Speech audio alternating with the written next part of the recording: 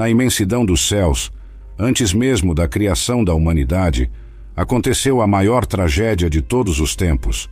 Um terço dos anjos, liderados por aquele que era o mais belo de todos, o portador da luz, ergueu-se contra o próprio Criador.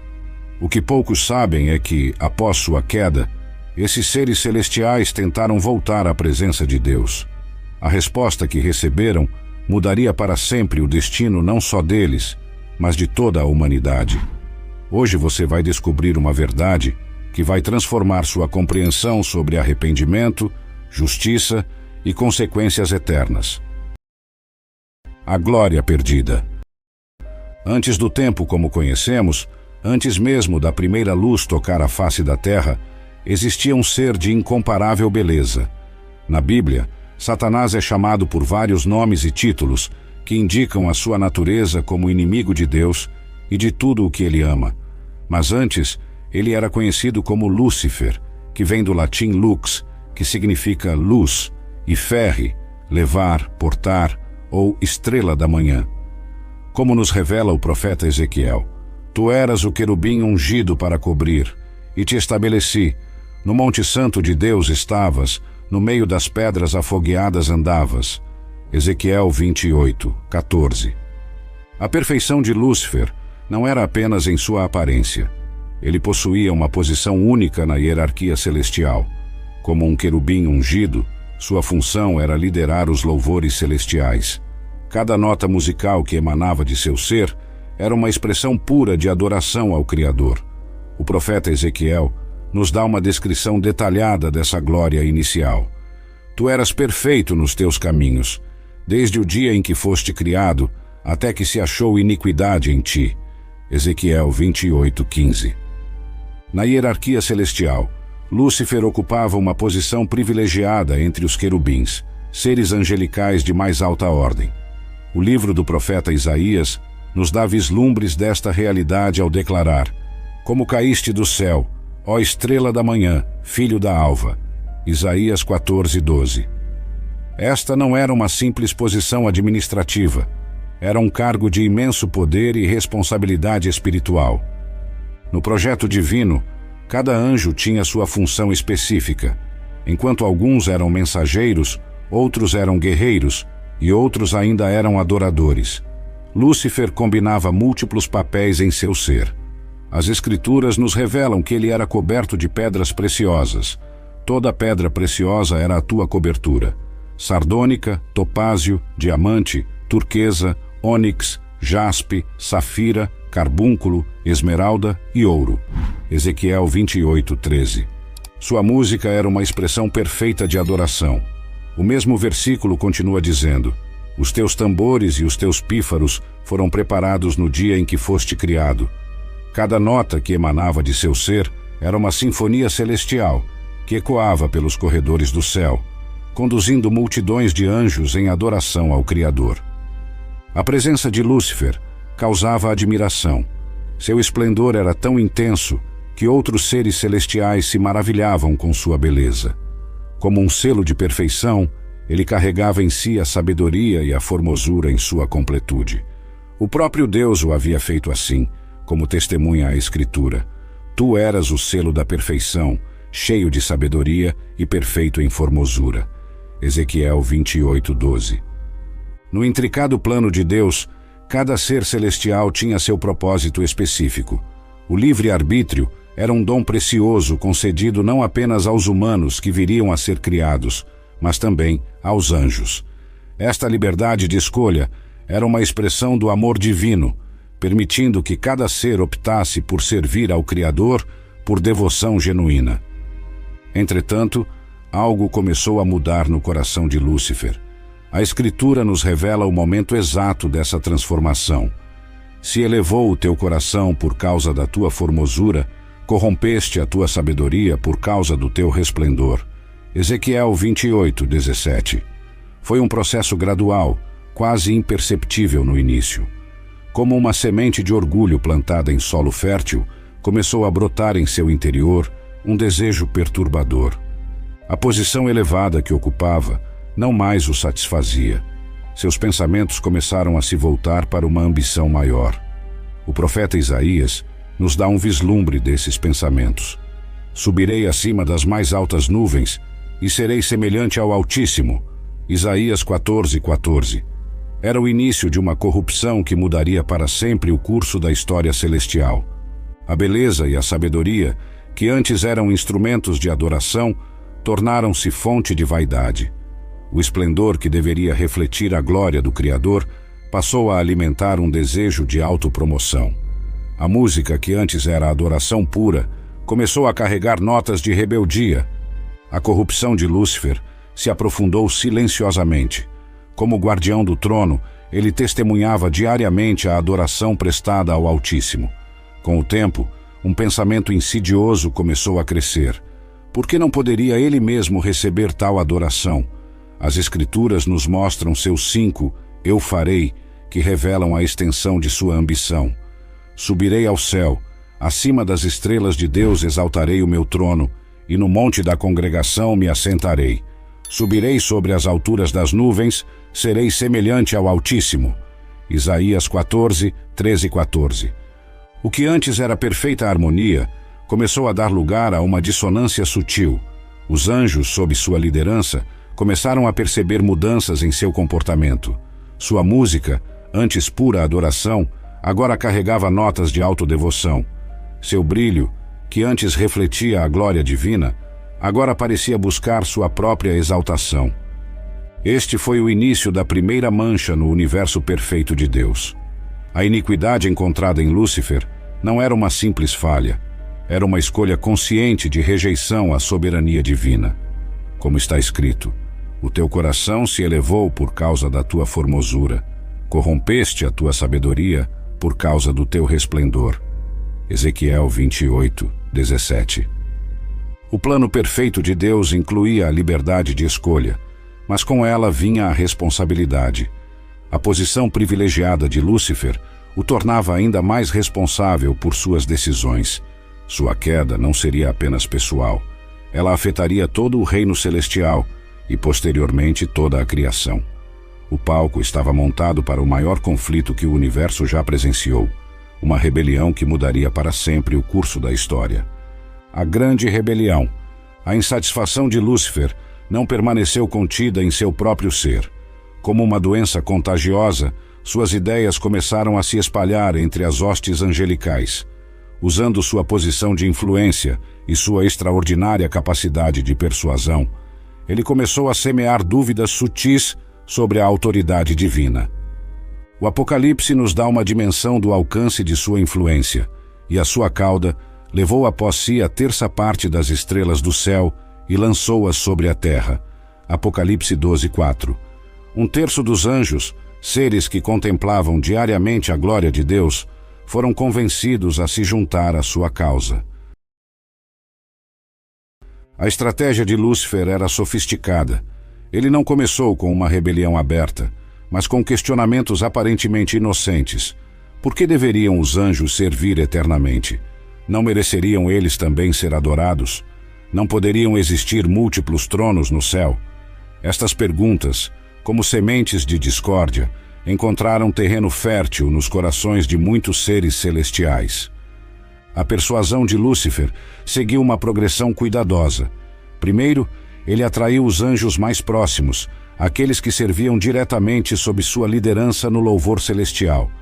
Logo, o descontentamento começou a se espalhar para outras ordens angélicas, alcançando até mesmo alguns dos seres mais poderosos do céu. Os argumentos eram tentadores. Ele prometia uma nova ordem celestial, onde o poder seria compartilhado. Seremos como deuses, sussurrava aos seus seguidores. A Escritura nos revela seu pensamento. Subirei ao céu, acima das estrelas de Deus, exaltarei o meu trono. Isaías 14:13. Esta não era apenas uma rebelião contra a autoridade, era uma tentativa de usurpar o próprio trono do Altíssimo. O ambiente celestial, antes repleto de harmonia perfeita, começou a se dividir. De um lado, os anjos que permaneceram fiéis a Deus, liderados por Miguel. Do outro, os seguidores de Lúcifer, cada vez mais numerosos e audaciosos em seus planos de rebelião. Como nos relata o livro do Apocalipse, houve guerra no céu. Miguel e seus anjos batalhavam contra o dragão, e batalhavam o dragão e os seus anjos. Apocalipse 12, 7. A tensão crescia a cada momento. O que começou como sussurros de descontentamento, logo se transformou em uma conspiração aberta. Os corredores celestiais, antes preenchidos apenas com louvores, agora ecoavam com murmúrios de rebelião e planos de insurreição. O momento do confronto final se aproximava. Lúcifer, agora transformado em adversário, reuniu seu exército de anjos rebeldes para o embate decisivo. A Escritura nos dá uma visão dramática deste momento. E foi precipitado o grande dragão, a antiga serpente, chamado o Diabo, e Satanás, que engana todo o mundo. Ele foi precipitado na terra, e os seus anjos foram lançados com ele. Apocalipse 12, 9. O conflito que se seguiu foi além da compreensão humana. O poder divino se manifestou através do arcanjo Miguel e dos anjos fiéis. Não foi uma batalha equilibrada, era o poder criado contra o poder do Criador. A vitória já estava determinada desde o princípio, mas a justiça divina permitiu que cada ser fizesse sua escolha definitiva. A expulsão foi instantânea e definitiva. Como um relâmpago, Lúcifer e seus seguidores foram lançados dos céus. Jesus mesmo testemunhou este momento. Eu via Satanás, como raio, cair do céu. Lucas 10, 18. Aquele que havia sido o querubim ungido, agora se tornava o adversário, o acusador, o pai da mentira. O impacto desta queda reverberou por todo o universo. O terço dos anjos que escolheu seguir Lúcifer perdeu não apenas sua posição, mas também sua glória. Suas naturezas foram corrompidas, transformando-os em demônios, seres dedicados a se opor a tudo que é divino. A transformação foi além da aparência. Os anjos caídos perderam o direito de habitar nas esferas celestiais, como está escrito em 2 Pedro 2, 4. Porque se Deus não perdoou aos anjos que pecaram, mas havendo-os lançado no inferno, os entregou às cadeias da escuridão, ficando reservados para o juízo. O céu, agora purificado da rebelião, retomou sua harmonia original, mas uma marca indelével havia sido feita na história do universo, a primeira mancha do pecado, a primeira escolha contra o Criador. Esta queda estabeleceria o padrão para todas as rebeliões futuras, incluindo a que viria a acontecer no Jardim do Éden. Os anjos que permaneceram fiéis testemunharam o preço da rebelião. A justiça divina havia se manifestado de forma inequívoca, como está escrito em Judas 1, 6. E aos anjos que não guardaram o seu principado, mas deixaram a sua própria habitação, ele os tem reservado em prisões eternas na escuridão. A grande rebelião havia terminado, mas suas consequências apenas começavam. O universo agora conhecia o significado da escolha, do livre-arbítrio e do preço da desobediência. Mas o que poucos sabem é que esta não foi a última vez que os anjos caídos tentariam retornar à presença de Deus.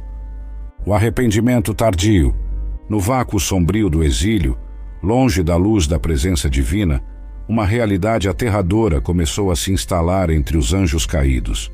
A ausência da glória que antes os envolvia tornou-se uma dor constante, como está escrito em Judas 1, 6.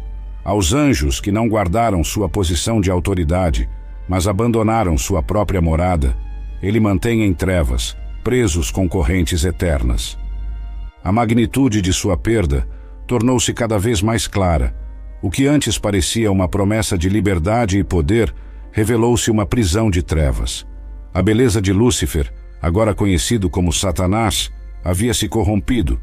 Seus seguidores, que antes brilhavam com glória celestial, agora eram sombras do que foram. Foi neste momento de profunda consciência que surgiu entre alguns dos anjos caídos um sentimento até então desconhecido: arrependimento. Não um arrependimento nascido do amor a Deus, mas do peso insuportável das consequências de suas escolhas. Um grupo de anjos caídos, atormentados pelo peso de sua decisão, começou a buscar uma forma de retornar à presença divina. As Escrituras nos dão indícios desta realidade quando mencionam que nem sempre o Espírito contenderá com o homem, Gênesis 6:3, estabelecendo um princípio sobre o tempo da graça. Liderados não mais pelo orgulho, mas pelo desespero, estes seres tentaram aproximar-se do trono celestial. Suas súplicas ecoavam pelo vazio. Não somos dignos, mas imploramos misericórdia. O arrependimento deles, embora intenso, vinha do medo do julgamento, não do amor genuíno ao Criador. Seus argumentos eram elaborados. Fomos criados para adorar. Permita-nos retornar à nossa função original. Conhecemos agora o erro de nossa escolha. Nossa punição já não foi suficiente. Como está escrito em Hebreus 12:17, sabeis que, posteriormente, quando quis herdar a bênção, foi rejeitado, pois não encontrou lugar de arrependimento, embora o buscasse com lágrimas. O momento revelava uma verdade profunda sobre a natureza do verdadeiro arrependimento. Não bastava reconhecer o erro.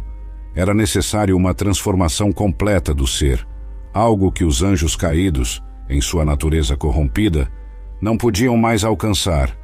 O arrependimento tardio. Alguns textos apócrifos e antigas tradições judaicas sugerem indícios de um possível arrependimento dos anjos caídos. O livro de Enoque, não canônico, mas citado em Judas 1:14-15, menciona que alguns vigilantes, anjos caídos, pediram a Enoque para interceder por eles junto a Deus. Então eles me disseram: nós desejamos que você interceda por nós junto ao Senhor, para que Ele possa nos perdoar. 1 Enoque 13:4-5. Nas Escrituras canônicas, embora não haja menção direta de arrependimento, encontramos pistas da atual condição dos anjos caídos em 2 Pedro 2:4. Deus não poupou os anjos quando pecaram, mas os lançou no inferno, prendendo-os em abismos tenebrosos, a fim de serem reservados para o juízo. O Targum de Jó, antiga paráfrase aramaica da Bíblia hebraica, sugere que quando os anjos viram a criação de Adão, alguns se arrependeram de sua rebelião anterior. No entanto, como menciona Judas 1:6, eles abandonaram sua própria habitação e agora estão presos com correntes eternas. No Zohar, um texto místico judaico do século XIII, há comentários sobre os chamados Nefilim, mencionados em Gênesis 6:1-4, sugerindo que alguns destes seres lamentaram sua queda. O texto descreve seu desejo de retornar à santidade original, mas indica que tal retorno era impossível devido à natureza de sua transgressão. O Testamento dos 12 Patriarcas, texto pseudo-epígrafo do século II a.C., também fala sobre anjos que se arrependeram de suas ações, mas encontraram-se presos em um estado irreversível, como reflexo do aviso em Hebreus 10:4-6. É impossível trazer de volta ao arrependimento aqueles que uma vez foram iluminados. A tradição cristã primitiva, através de escritos de Orígenes, 185 a 254 d.C., sugere que alguns anjos caídos reconheceram seu erro, mas sua natureza transformada os impedia de retornar à presença divina. Esta interpretação se alinha com o princípio bíblico encontrado em Apocalipse 22:11. Quem é injusto, faça injustiça ainda. Quem é sujo, suje-se ainda. A severidade deste julgamento é reforçada em Mateus 25:41, onde Jesus fala do fogo eterno preparado para o diabo e seus anjos, indicando a natureza definitiva de sua sentença. Nos textos dos pais da Igreja primitiva, como Justino Mártir, 100 a 165 d.C., encontramos referências a anjos que, após sua queda, tentaram reconciliar-se com o divino. Em sua segunda apologia, Justino sugere que alguns destes seres reconheceram a futilidade de sua rebelião. Um aspecto interessante é encontrado no Livro dos Jubileus, texto do século II a.C., que narra como alguns dos anjos caídos observavam com angústia a adoração prestada a Deus pelos anjos fiéis, lembrando de seu antigo estado de glória. Este texto, embora não canônico, era bem conhecido nas comunidades judaicas antigas. O Apocalipse de Pedro, século II d.C., contém uma passagem onde anjos caídos são descritos em estado de profundo tormento, não apenas pelo castigo, mas pela consciência do que haviam perdido. Isto ecoa o princípio bíblico encontrado em Tiago 2, 19. Até os demônios creem e tremem.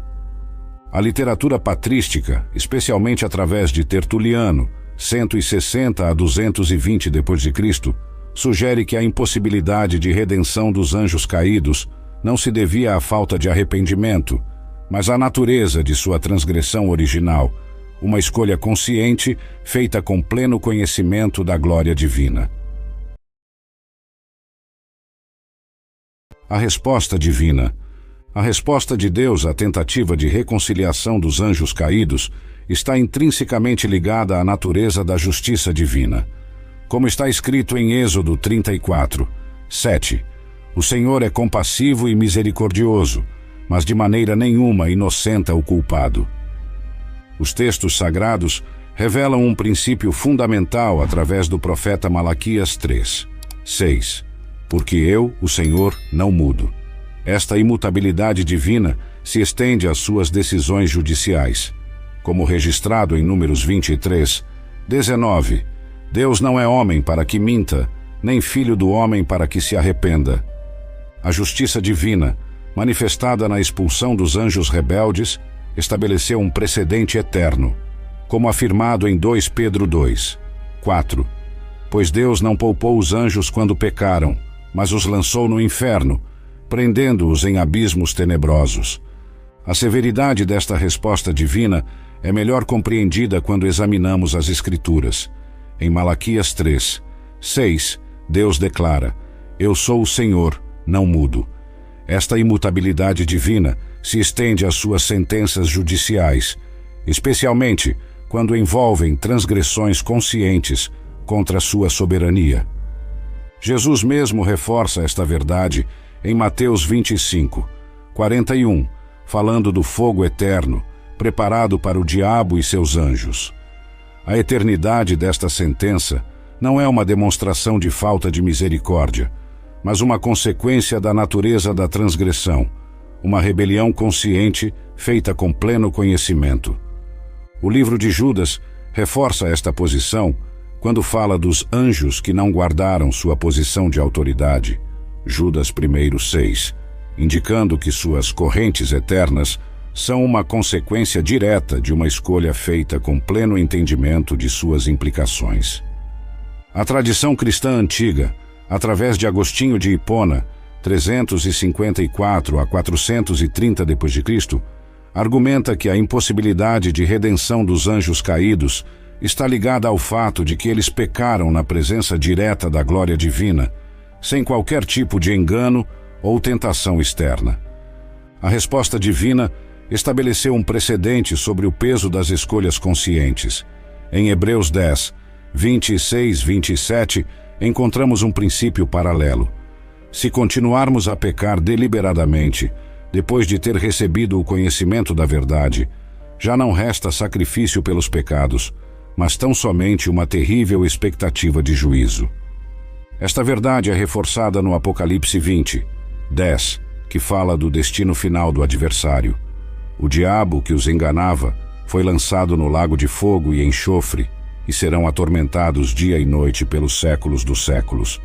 Esta sentença final demonstra a irreversibilidade de certas escolhas espirituais. João Crisóstomo, 347 a 407 d.C., em suas homilias, explica que a resposta divina aos anjos caídos serve como um eterno lembrete da seriedade da rebelião contra o Criador. Esta interpretação é apoiada por Apocalipse 12, 12. Ai dos habitantes da terra, porque o diabo desceu até vós, cheio de grande ira, sabendo que pouco tempo lhe resta. A tradição oriental ortodoxa, através dos escritos de João Damasceno, 676 a 749 d.C., sugere que a resposta divina não foi apenas punitiva, mas também protetora, preservando a ordem celestial de futuras rebeliões.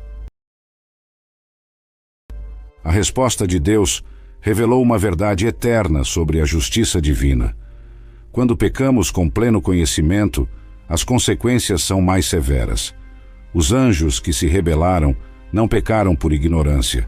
Eles viram a glória de Deus face a face e mesmo assim escolheram se rebelar.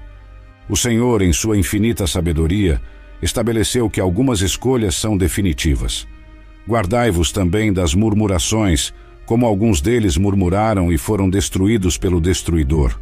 Nos alerta 1 Coríntios 10:10.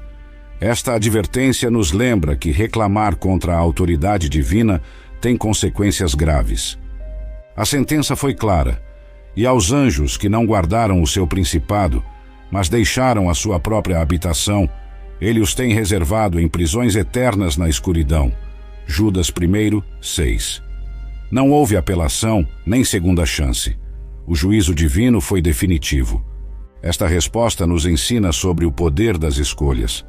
Quando decidimos ir contra Deus tendo pleno conhecimento, as consequências são maiores.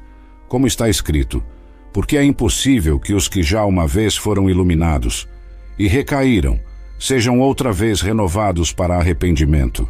Hebreus 6:4-6. Esta verdade sobre o juízo divino nos revela algo profundo sobre a natureza de Deus. Embora ele seja misericordioso, também é justo. Justiça e juízo são a base do teu trono.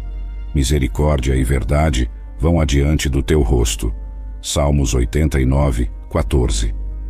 O destino dos anjos caídos serve como um alerta eterno. Jesus mesmo disse: Eu vi Satanás caindo do céu como relâmpago.